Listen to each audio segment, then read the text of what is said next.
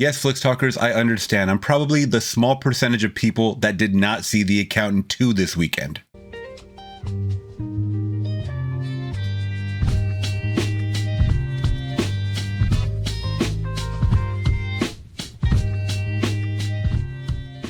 What's going on, Flix Talkers? Welcome back to another movie review, this time for the 2025 film Until Dawn. Now, this film is based on a video game, so before we get into it, please let me know your experience on the video game Until Dawn. Is it a banger? Should I myself possibly check it out? I haven't played games since the retro gaming era of the 90s, but I am super into horror, so hey, I might check it out one day. Now, before we get into it, Flix Talkers, like always, my reviews are going to be spoiler free. Whatever I refer back to is always going to be shown in the trailer. And if you guys have not seen the trailer, I will leave it down in the description below so you guys can check it out before you check out my review. All right, now going back to what I said in the beginning, I know it's going to be a huge weekend for Mr. Ben Affleck for The Accountant 2. I just saw The Accountant, the original, and I'm just such a die-hard horror fan, guys. I wanted to see something spooky and creepy this weekend, and this movie definitely did not disappoint. So let's get into the synopsis before we get into my thoughts. A group of friends trapped in a time loop where mysterious foes are chasing and killing them in gruesome ways must survive until dawn to escape it.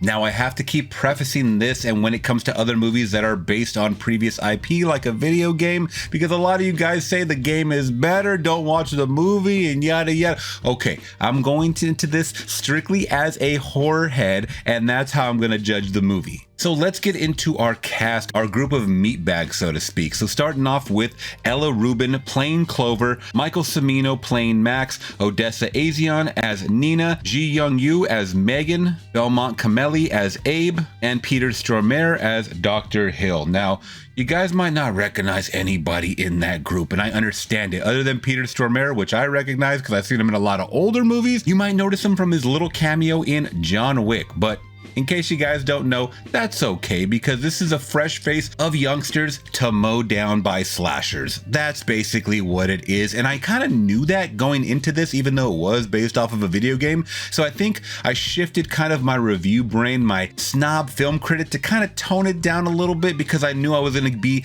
in for some B-movie schlock, and that's what I wanted. Now, out of everyone, Ella Rubin as Clover, I thought she was great. She was very, very believable, to be honest, from beginning to end.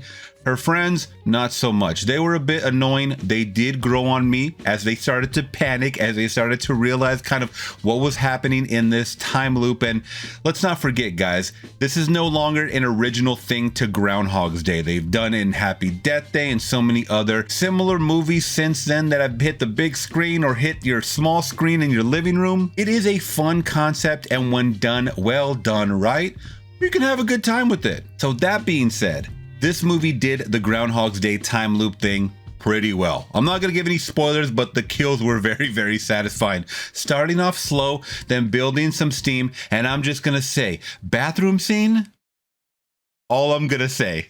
This is definitely going to satisfy the gore hounds, as like I said, I was thoroughly impressed with a lot of the practical effects, and yes, they are practical. The P word is being thrown out there, guys. Practical effects. And I know that's hard to say in 2025, but I appreciate it so much more when it's done, especially on the big screen. So if you guys can get some practical effects in there, please, directors, take notice. By the way, this is directed by David Sandberg, who also directed Lights Out, which was a very, very effective movie that dealt with a lot of lighting jump scares that's also implemented in this movie. So if you guys are a fan of that one, please check this one out. I think all the jump scares that, once again, yeah, it's part of horror culture now to implement jump scares. Maybe not as much as the 80s or 90s of horror, but you know what? If utilized well, it can make me just cover my ears because I'm very auditory. A boom just really, really gets me. I can see whatever at this point, but you know what? So much is being shown on the big screen that I have to just kind of close one eye at this point. I'm not the man I used to be when I'm watching horror. But it was very refreshing once again. I did watch a quick behind the scenes of this movie, and they showed a lot of practical effects being utilized, and kudos to them for that one because it really shined on the big screen. Now, this film is also very dark and atmospheric, and there's a lot of woodsy scenes and people running and cliches and tropes out the ass. But once again, who gives a shit? This is what you're in for. Don't go into it looking for some kind of prestige Oscar-worthy winning film. You're not gonna get that. So stop racking your brain about trying to find out what you would do better, the plot holes, all. No, guys, don't do that when you're going into a movie like this. I think all in all, I had a lot of fun with this movie, probably because I'm not comparing it to the game. So I ask you, Until Dawners, have you played the game? Do you plan to watch this? I know when the trailer came out, a lot of gamers said that this movie looked trash and ass. I don't care. Once again, I had to see it to believe it. And I gotta say, I had a very, very fun, entertaining time with this. Once again, very atmospheric, and they use a lot of the audio tactics, silencing an area right here, or they made you look over here and then something else popped out right behind them. You're gonna expect those jump scares, and they are so much fun. And I had the pleasure of some audience members around me throwing popcorn everywhere. And you know what?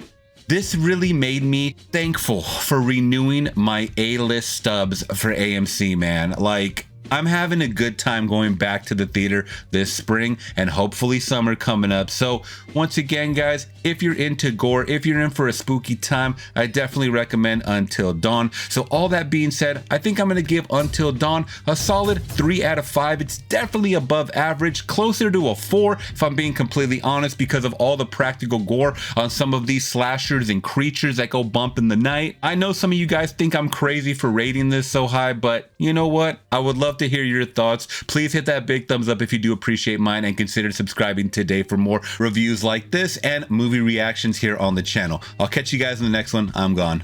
Peace.